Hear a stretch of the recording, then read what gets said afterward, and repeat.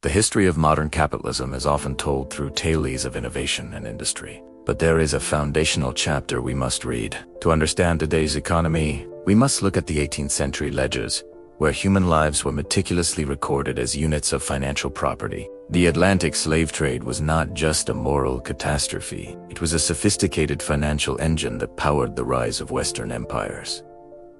During this era, a new machinery of credit emerged. Financial certificates and bonds began to bloom across the trade routes of the world.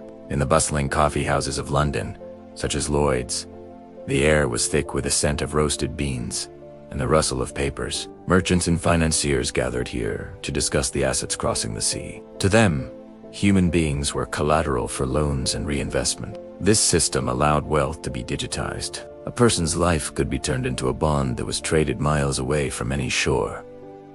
But with high profit came high risk. The unpredictable nature of the sea required a way to protect the massive investments of the elite. This gave rise to the specialized field of maritime insurance. Insurance was the safety net that made the commodification of people sustainable. The cold logic of these ledgers calculated the value of life against the probability of loss, laying the foundation for modern risk management.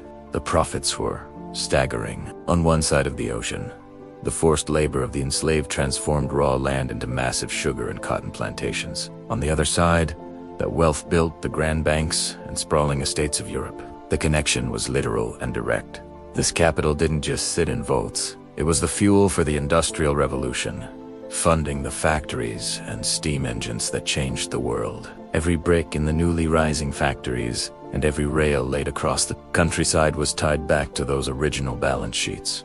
As we move into the modern era, the physical chains may have vanished, but the financial structures they built remain largely intact. The modern city skyline is a monument to a past where wealth was accumulated through the systematic commodification of human existence.